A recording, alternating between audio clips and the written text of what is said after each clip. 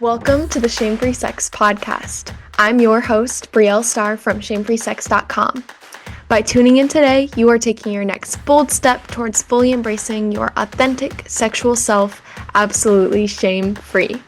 It's time to take your power back from shame and experience the life of your dreams, both in the bedroom and beyond. Let's embark on this transformative, shame-free journey together. Hello, everyone. Welcome back to the Shame-Free Sex podcast. Today, I am joined by the lovely Nadia Munla, and in today's episode, Nadia is going to be sharing about how leaders can become better lovers. We will be diving into discovering our erotic edge, as well as how to take someone deeper if you are a facilitator or coach. Nadia is a teacher, speaker, and coach for out-of-the-box leaders and lovers ready to embody their truth in how they move, speak, love, and lead.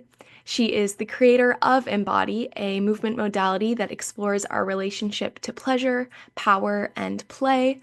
And she is also the founder of Embody Remixed, a certification in embodiment facilitation and somatic space holding. I am super lit up and excited to have you here today, Nadia. Thank you so much for joining me on the podcast. Thanks for having me. It's so fun to be chatting with you again. Yes, I loved chatting with you on the last event that you participated with us on over at Avaya, and so I'm so glad to have you here today. And I would love if we could get started just by getting a little bit more background about you and your journey. Could you tell us about what inspired you and or led you into doing all of the amazing work that you do today? Sure. So I will do my best to give you the key notes because as you know, like it's all of our lives, right? It's like every single experience we have on some level just has a huge effect on our purpose and what we want to offer the world. And for me, I grew up in Beirut, Lebanon, during a time of war.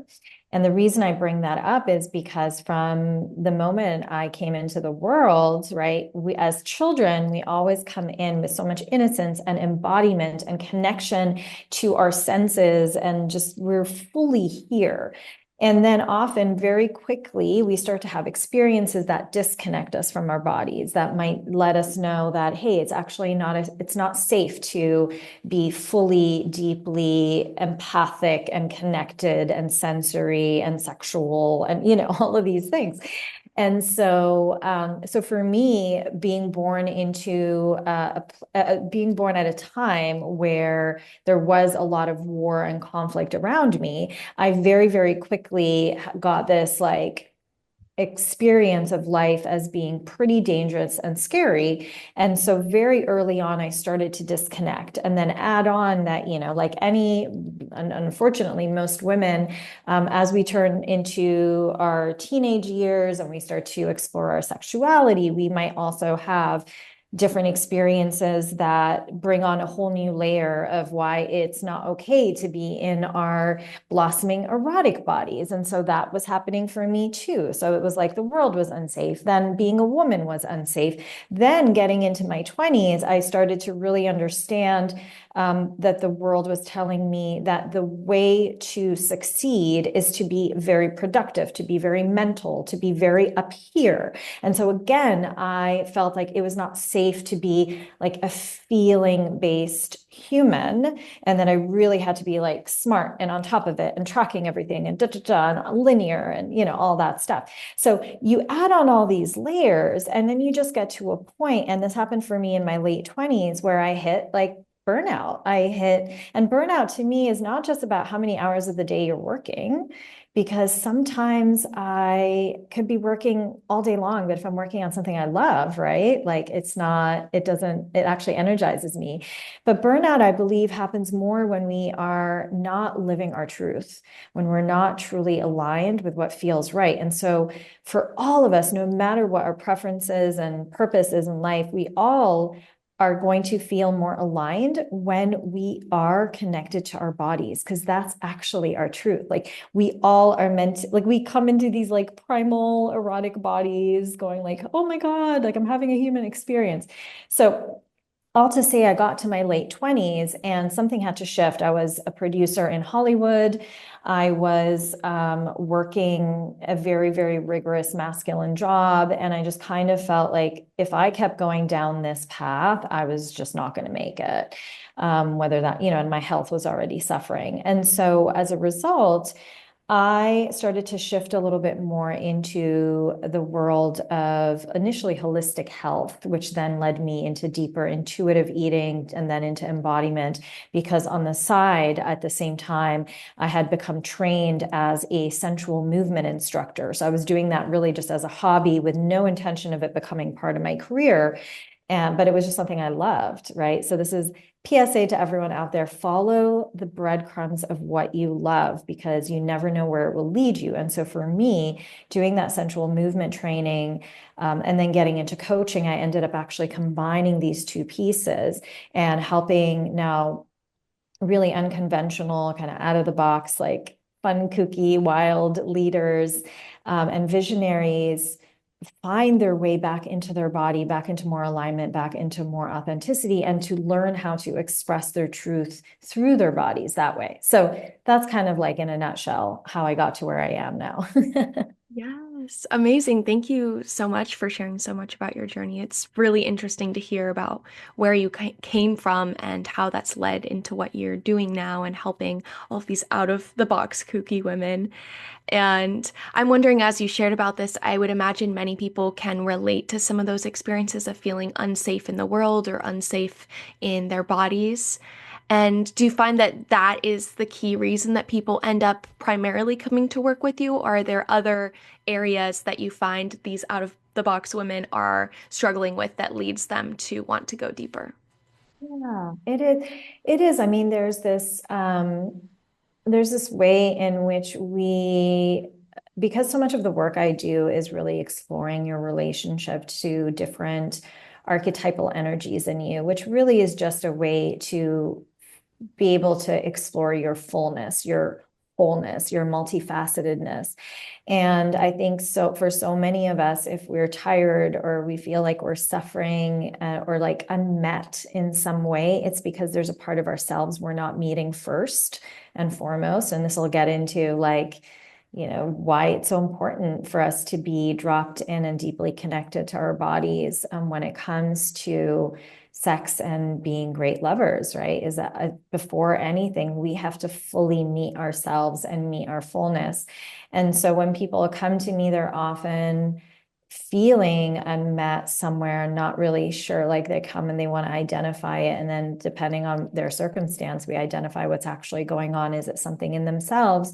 Or is it also something in their relationship or something in the way that they are showing up in the world that doesn't feel right? So ultimately, it really does come down to truth and authenticity through using your body as a compass. And the result is you get to be a better lover. And what I mean by that is in every single sense, you get to be a better lover. You'll be a more soul and heart-based person who's creating work in the world that is really connected to your heart. And then also, of course, a lover on, in terms of sex, like you are going to feel more when you are in physical intimacy spaces because you are feeling yourself more, right? So if you're so connected to your senses and you have attunement and ultimately mastery of your erotic alchemy, superpowers, which we can get into if you want to go there, and what that means, but like your energy and your emotional body, like just the more you drop deeper and deeper, deeper, and there's so many layers, especially for us as women, the deeper you drop in, the more you're going to be able to be met by the other person or people that you are interacting with as well. And that's not even just sexual, that's just like in the world. Yeah. Yeah, I love hearing about how this is so widespread and it's so much more than just our sexual experiences. It's every aspect of our lives. And I would love to go deeper with the superpowers. Of course, I'd imagine most people do not think that is a real thing. So could you tell us some more about that? Yeah, so I really believe, I teach kind of like Tantra remixed. So everything's remixed in my world. Everything's kind of like flipped on its head and a little bit different because again, I'm working with out-of-box leaders. And um, so much of the work in Tantra is, and I'm specifically referring to more of the Neo-Tantra lineage, so more in the domain of sacred sexuality. uh, it's so important for us to acknowledge that we don't just have our physical body, right? We also have our energetic body. And the more we start to attune to our energetic body through different tools and embodiment practices, the more we're able to then shift our energetic body. And of course, they're not separate, it's all connected. And so when you start to learn how to shift things in your physical body, for example, your breath, right? The most simple thing. If you start to learn how to use and move your attention through your breath in certain ways to certain places of your body, to constrictions, to places that are open that you want to amplify even more. When you start to learn how to do that, you are obviously going to feel more confident is because it's a superpower and we all have it. We just have to tune in and get the tools to learn how to do it and then practice, practice, practice. The same way all of us have muscles and we go to the gym. Some of us do, some of us don't. Some of us focus on certain areas. Some of us don't focus on other areas, right? Like it's all just cultivation and practice. And that's so much of the work that I do with my clients is like, okay, what muscle do you feel you want to build more? Let's go there and do that. Because some people just, depending on their history and their personality and their energetic body, right? Like might just feel like, oh, this is an area I have down pat. Like my relationship to this or that is fine, but then this other thing is really like my play is really difficult, but I can totally connect to like my power and my rage and my chaos. Some other people are like, oh, play is easy for me, but like getting into like the darker shadowy shit really scares the Jesus out of me. So it's like it really just depends on the person, but ultimately it's all the same process, which is getting more and more connected to your capacity and your ability to actually move energy yourself. It's kind of like magic, and you're becoming a magician. That's why it's erotic alchemy. It's like you're shifting one thing into another thing, right? And what we're doing is shifting constriction into openness. We're shifting maybe like looping thoughts into a relaxed spaciousness in your body. It's shifting a constricted heart into an open heart, that kind of a thing. Oh, I love that. That's really fun to hear about. And I think it's also really inspiring that you use those words cultivation and practice, which means that if we don't feel very connected to certain aspects of ourselves now, we can cultivate it and practice and get there, which is always great to hear. It's not just magically going to happen or not happen for us. We have the possibility and the openness to do so. And I was really interested by, you used the word erotic edge a little bit in your work, and I was really interested and intrigued by that. Could you tell us about what the erotic edge is? What does that mean? Yeah. So I'll backtrack a little bit and then get to the definition itself. So basically, when we talk about being better lovers, right? Like we already talked about the idea of being more deeply connected, having a better cultivation of our erotic alchemy superpowers. And another one is essentially playing at our erotic edge. And what that means is, to me, the erotic edge is that place where your fear, your excitement, and your turn on all meet. So when you think about that, like if everyone who's listening just like slows down for a moment and think about three different either circles that are overlapping, right? Or three arrows that are all kind of ending up in the same spot in the middle. That is the erotic edge. And one arrow is like your fear. One is like your excitement. You're like, ah. And then the other one is your turn on. And when those three are all a little bit present, you're right at that place, right outside your comfort zone, but that still feels exciting. It's so important that the turn on and the excitement be there, because if it's just fear, it's probably past your capacity, right? So you have to really honor that, oh, sometimes we don't want to be so far outside of our comfort zone that we actually work against ourselves and end up just shrinking back into like, that's too much for me. Right? We want to be right at that place where we're like, oh my God, it scares me, but it excites me. And as a result, you feel more eros in your body. You feel turn on in your body because there is this electric charge of aliveness. And that is such an important part of being a good lover too, right? It's that you want to be walking around in the world operating just at that frequency where there's like this is a little bit of that happening inside of you.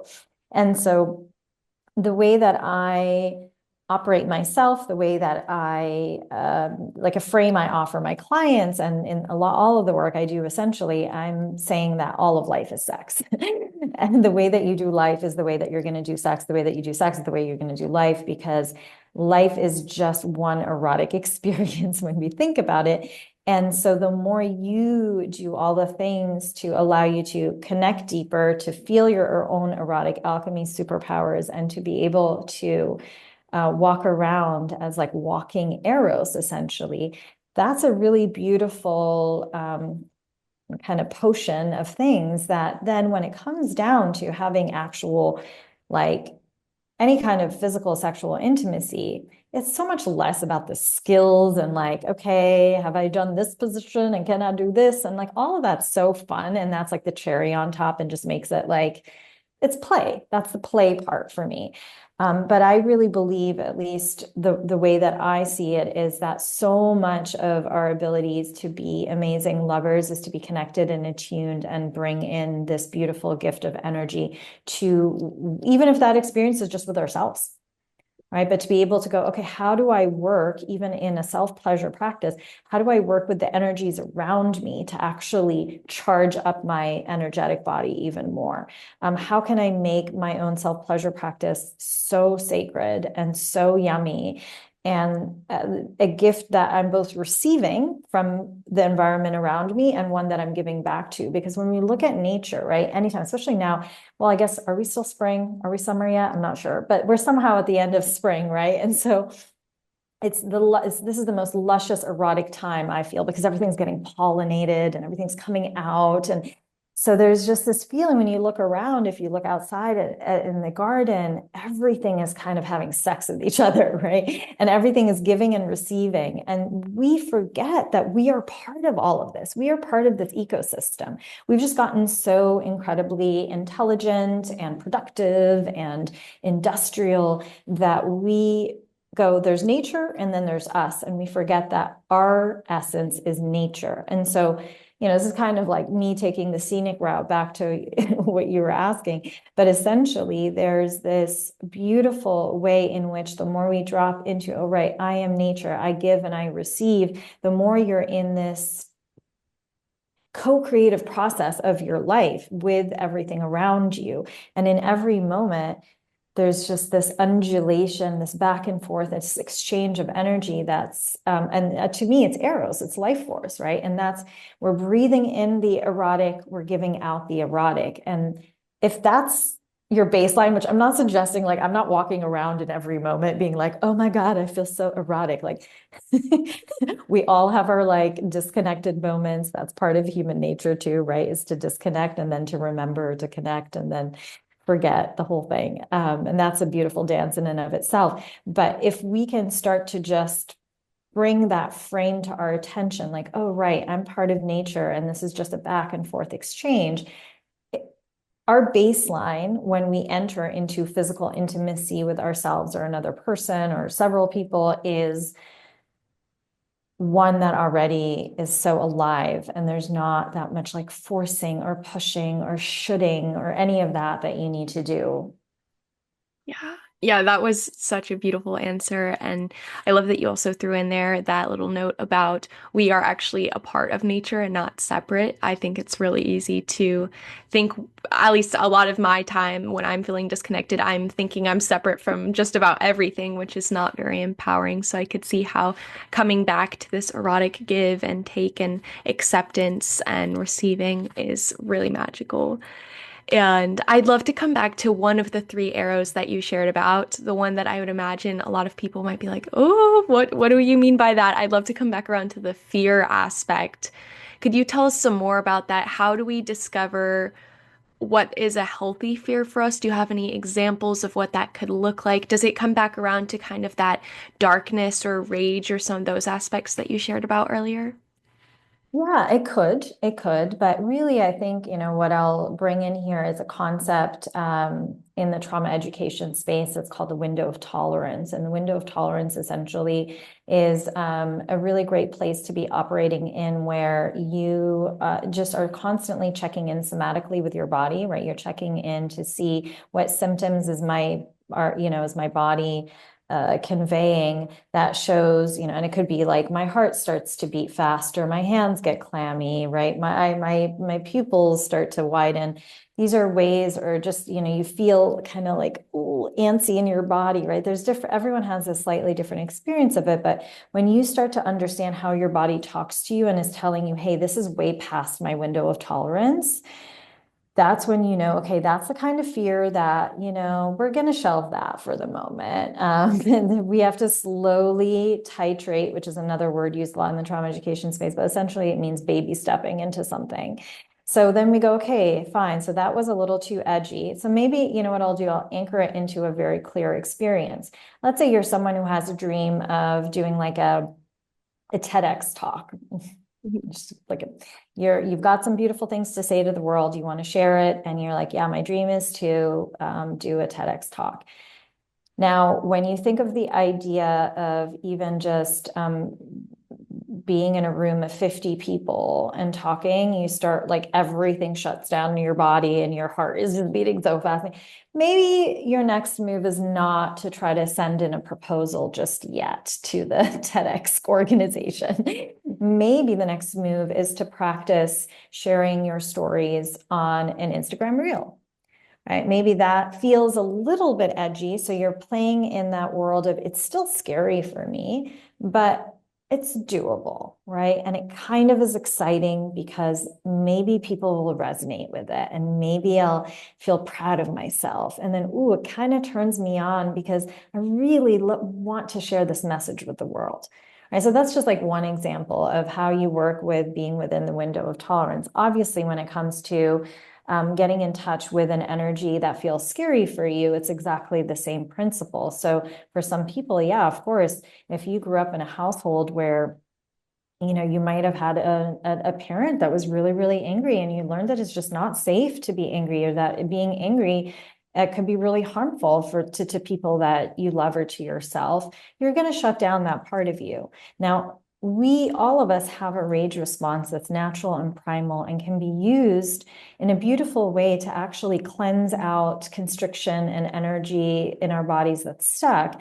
But we just have to learn how to do it in a space that feels safe, where we know and are guaranteed we're not going to hurt anyone, right? And that includes ourselves. And so even things like practices, working with a guide like myself, who will teach you how to relax your vocal cords and how to breathe into your belly in such a way that you can, because there's one thing I see is like people will, haven't raged in a long time and will go into, like, let's say a contained rage practice, but they'll really hurt their vocal cords. That's one very, subtle way in which you can then go, oh, that, for 2 days you can't talk. And you're like, well, I hurt myself there. I don't actually want to do that again. It's going to tell your nervous system, like, that's not a thing to do.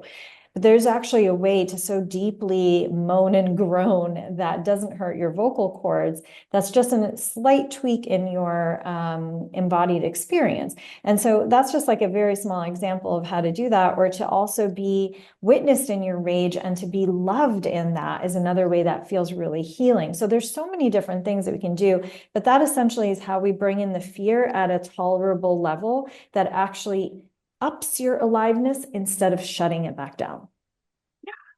Yeah, I Yeah. love that. Thank you for diving in a little bit more there. That's a lot clearer now, figuring out where feels safe enough for us to move forward, but still has that, exciting drive and that turn on that you shared about earlier. So I love that. And then shifting gears a little bit, I'd love if we could talk a little bit more to the side of specifically for coaches or facilitators. Could you share a little bit about how anyone listening who is a coach or facilitator can work to take someone deeper in their experience? Yeah. Yeah, I love this question because my work is kind of split into two. So I will work with anyone who, like everything we've talked about so far, right, is coming and going, like I want to be more multifaceted and whole and more of a connected lover, or just like I want to be able to go and do that TED Talk.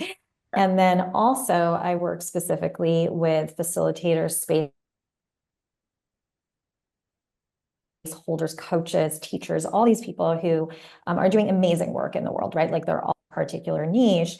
But what I help do is specifically come in and teach them the art and science of embodiment. How do you really draw people deeper? Because unfortunately, just telling someone, okay, now connect with your body doesn't work. Why doesn't it work? Because those people who are coming to you and need to be connected and drop a level deeper are coming to you because they actually need the tools. They don't know how. And so if you as a facilitator don't know how to take them there, it's going to make it a lot harder. And so it's such an innocent common mistake that I see. I even will go to yoga classes or dance classes where people are like, okay, and now drop into this part of your body or do this. And I'm like, you got to tell people like how to do that. And of course, that wasn't on my radar until I started. Well, first when I got trained 14 years ago, and then once I started also training other facilitators, that actually there's both art and a science to this, meaning we layer language cues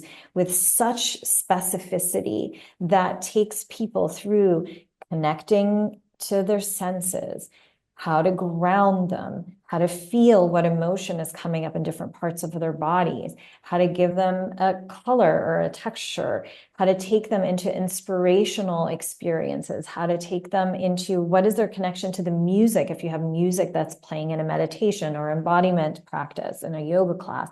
So there's so many ways that on the outside, if you're not technically specifically trained in this, you would never pick up on it. And you're like, why does this person drop me in 5 minutes, right? Sometimes we go to a class and we're like, oh my God, I feel so connected. And sometimes you're like, I don't know, I just kind of stayed in my head.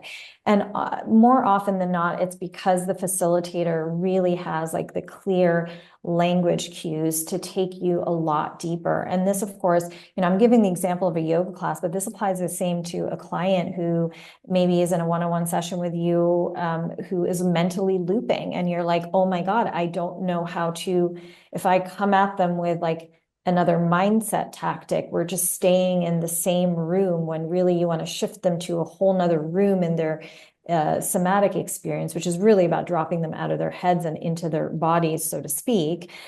So you're really shifting them to a different part of their experience and completely interrupting the habitual mental loops by using a much more efficient and potent way of doing things, which is a bottom-up approach instead of a top-down approach. So there's like so many different ways that you can do that. Or if you're at an event, right, and you're like, okay, I can feel that this group needs a shift in energy, but I don't feel confident. Like I'm not really sure how to get them out of that. I only have 15 minutes, right? So these are the types of things that once you start to learn about how to draw people in through the language, through using music as a tool, through understanding the nervous system a little bit better, it really makes it so easy to draw people. And it doesn't mean that it didn't take you a really long time to learn how to do that, but then once you do it, it really just takes you 5 minutes. And I'm very passionate about this because obviously I want more embodied humans running around everywhere. And I think part of that is also helping train facilitators who are doing such beautiful work in the world take their clients even deeper into real embodied transformation. And sometimes I find that they get stuck a little bit in the mindset tools, which I love mindset tools. I use them all the time in my coaching practice, but sometimes the session needs something different. And the other thing that always comes up is that a lot of times facilitators, because we get into this because we're empaths and we're such highly sensitive beings. And so we're like constantly resonating and mirroring with the other person or people that we are space holding for. But it's actually really important to know how to be in a different energy than your client or the room when that's required, so that you're really holding the field, right? You have to be an anchor, and you have to learn how to, even if you're having a bad day, right? We all have our bad days. There's all days when you're late to your own event because the train didn't come, or your kid threw a tantrum, or God knows what happened, right? But how do you in 2 minutes drop yourself back in, because you have to show up embodied in a certain energy? And that makes all the difference in the space that you're holding. So it kind of is all connected, right? Yeah. Yeah, for sure. Yeah. Definitely all connected. And it was really interesting to hear about how two different practitioners or facilitators by whatever name could be leading the a very similar practice, and yet one might be helping guide people to really feeling more embodied than the other, just based on what you shared. And I'm wondering, is it also very important for the coach or facilitator to have experienced these deep states of embodiment themselves so that they can actually have a better understanding when guiding others? Exactly. Everything I do whenever I'm helping facilitators become better facilitators, specifically in embodiment, is I take them through every practice first. So you are always a student before you learn the technical of how to teach the thing that, we're working on. That's a non-negotiable. And also it's kind of a continuous spiral, in the sense that as a teacher, you're always a student. As a student, you're kind of always a teacher. Like there's no real, I'm here, now I'm here. We're always being both. That's really a huge value of mine as well, as I'm constantly walking around in the world, continuing to learn. I learn from my clients, right? They learn from me. I learn from the environment around me. And so I think it's so important for us to come in always with a beginner's mind, and to just like be in that experience, to know, oh, oh, right, when I hear language this way, I have a very different experience than when I hear it that way. Now I know, because I've had that imprint in my body experientially, it's easier for me to remember that when it's time for me to guide a client through a process. Yeah. Yes, yeah, that's I think really important to hear, and just keep in mind for anyone learning any skill, or teaching any skill. There's that constant state of Mhm. learning and growing and sharing and teaching. So that's really fun to hear about. And you've covered this over the course of our conversation today, but I'd love to ask it in a more one question form for anyone who is a kooky out of the box, especially business oriented person. How can connecting to their erotic edge, being more embodied, essentially, help them in specifically their business and overall life, whether it means in the bedroom, in the business room, whatever that looks like? Yeah. Yeah, I mean, I think really, to sum it all up, it's like when you are feeling like you have more capacity to hold yourself, capacity to be with all parts of you.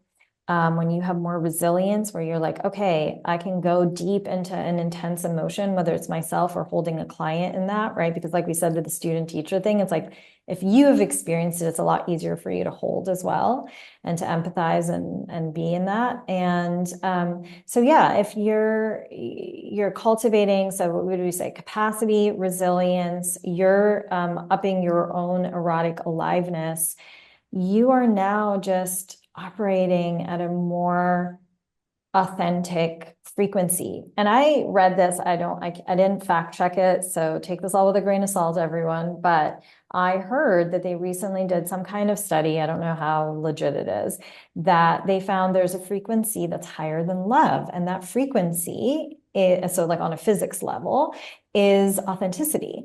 So that when people had an experience of authenticity, there was something that in whatever machine they were using to study all of this, when they felt love, it was like very high, but actually higher than that was when they were in an experience either of themselves or witnessing another person being authentic. It took them to a frequency even higher.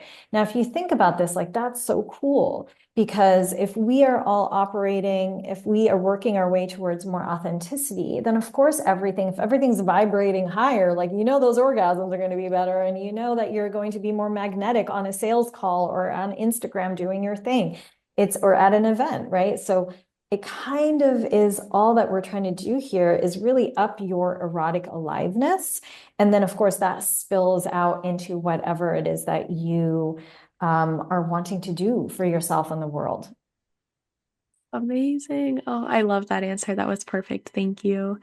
And as we reach the end of our time together today, Nadia, I would love to hear some more about how people could work with you, where they can find you, anything that you'd like to share about your work and resources that you offer.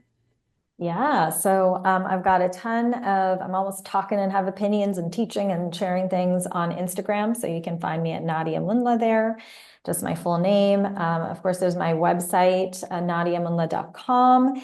And right now, the way that people can best connect with me or get a taster feel for my work and my energy past this podcast episode is essentially two ways. So if you're just looking to have a little bit more guidance in your life and are just looking for a coach, I do these exploration calls basically for free for anyone who wants to explore that. So that's something you can DM me on Instagram or reach out through the website. But then also specifically for facilitators, since we went there today, there is this session that I offer that's a very low investment. It's a one-time session, but we go through a methodology called Drop Them Deeper. And so if you're finding yourself also like in these places where you're like, I know I can take them a little bit further, but I'm just not knowing how to get them there. What we do is we go through this beautiful process where you have an intake form beforehand where you identify like what is that key challenge for you that comes up over and over again. And then I will specifically one-on-one work with you on taking you through the embodied experience of that tool first, and then teaching you how to use it so you can walk away at the end, like having a clear, like just feeling really confident, like, oh yeah, I know how to use this tool now in my sessions. So I really love that. It's a new offering that I created as a result of watching facilitators struggle and seeing the same problems coming up over and over again and being like, you guys, we can solve this in 5 minutes. It really doesn't require a lot. Awesome. Yeah, especially that your newest offering. That's so exciting to hear about and really approachable for people to take that on in their work and guide others in an even more profound and powerful way. So thank you for that. And thank you for all of the other amazing work that you do and offer in the world. And as a reminder to everybody watching or listening, Nadia's website will be in the show notes as well as a link over to that new offering that you have. And then, are there any final thoughts or a final message that you'd like to share with us today, Nadia? I would say just like both a permission slip and an invitation, right? Invitation to embrace more of your erotic aliveness. And that starts really with identifying like what's a deep desire you have right now that's not being met. It's such a beautiful starting point. So that's the invitation. And then I would say the permission slip is that it's okay if it feels really far away. It's okay if it feels overwhelming. The concept of being at your erotic edge, if you're like, wow, even that just feels like a lot. That's all right, because it always starts like with one step at a time, right? So identify that desire and then see where it takes you from there. And maybe it ends up connecting with me. Who knows? Yes. Yeah, I love that. That's awesome. Connecting with our desire and yeah, just recognizing what turns us on and lights us up and brings us a little bit of fear, a slightly comfortable fear. So thank you so much for being here with us today, Nadia, and sharing about so many different things that were really profound, such as the erotic edge, embodiment, and dropping deeper in a session. It was so wonderful speaking with you once again.